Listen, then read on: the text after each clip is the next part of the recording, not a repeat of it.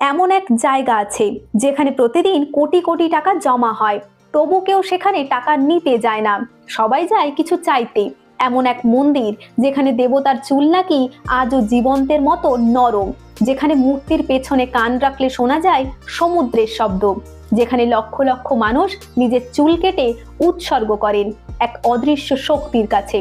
অন্ধ্রপ্রদেশের পাহাড়ের চূড়ায় দাঁড়িয়ে থাকা সেই রহস্যময় স্থান। কিন্তু প্রশ্ন একটাই, এত অলৌকিক কাহিনী, এত অদ্ভুত নিয়ম, সবই কি শুধু বিশ্বাস, নাকি সত্যি এখানে বিরাজ করে আছেন স্বয়ং ভগবান? আজ আমরা সেই রহস্যময় মন্দির সম্পর্কে জানবো, যা জানার পর হয়তো আপনার বিশ্বাসই বদলে যেতে পারে। নমস্কার, দ্য আনসিন স্টোরির পক্ষ থেকে আমরা আরেকটি নতুন ভিডিও নিয়ে চলে এসেছি আপনাদের কাছে। ভিডিওটি শেষ পর্যন্ত দেখতে থাকুন, আর ভিডিওটি ভালো লাগলে অবশ্যই লাইক করুন। আপনারা হয়তো এতক্ষণে বুঝতেই পেরেছেন আজকের ভিডিওটা কি নিয়ে হতে চলেছে। আজকে আমরা কথা বলবো তিরুপতি বালাজি মন্দির সম্পর্কে। কেন এই বালাজি মন্দিরে চুল দান করেন ভক্তরা? এই মন্দিরের ভেতরে কোনো ফুল বাইরে থেকে আনা যায় না, কিন্তু কেন?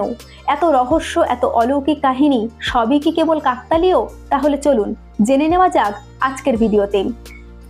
কথিত আছে, কলিযুগে মানব জাতিকে রক্ষা করতে ভগবান বিষ্ণু অবতার নেন শ্রী ভেঙ্কটেশ্বর রূপে। সেই বিশ্বাস থেকেই গড়ে ওঠে এই মন্দির। ঐতিহাসিক তথ্য অনুযায়ী প্রায় 1000-এরও বেশি বছরের পুরনো এই তীর্থস্থান আজ বিশ্বের অন্যতম ধনী ধর্মস্থান। রাজরাজারা থেকে সাধারণ মানুষ সবাই দান করেছেন সোনা, রূপা, হীরা। কিন্তু শুধু ধন সম্পদের জন্য নয়, এই মন্দির বিখ্যাত তার অলৌকিক ঘটনার জন্য। মন্দিরের ভেতরে স্থাপিত বালাজি মূর্তিকে ঘিরে রয়েছে অদ্ভুত বিশ্বাস।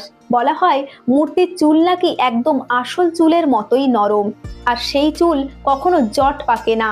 আরো আশ্চর্যের বিষয়, মূর্তির পেছনে কান রাখলে নাকি শোনা যায় সমুদ্রের গর্জন। প্রতিদিন এখানে হাজার হাজার ভক্ত মাথা মুড়িয়ে দান করেন তাদের চুল, বিশ্বাস অহংকার ত্যাগ করে ঈশ্বরের কাছে আত্মসমর্পণ। মন্দিরের বিখ্যাত লাড্ডু প্রসাদ, যার স্বাদ ও জনপ্রিয়তা এতটাই যে এটি বিশেষ স্বীকৃতি পেয়েছে। প্রতিদিন লক্ষাধিক লাড্ডু প্রস্তুত হয় এখানে।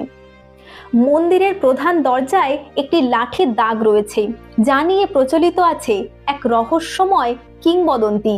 বলা হয় এক রাখাল ভগবানকে আঘাত করেছিলেন, আর সেই চিহ্ন আজও নাকি রয়ে গেছে। এখানে বাইরে থেকে ফুল আনা যায় না, প্রতিটি আচার অনুষ্ঠান নির্দিষ্ট নিয়মে সম্পন্ন হয়।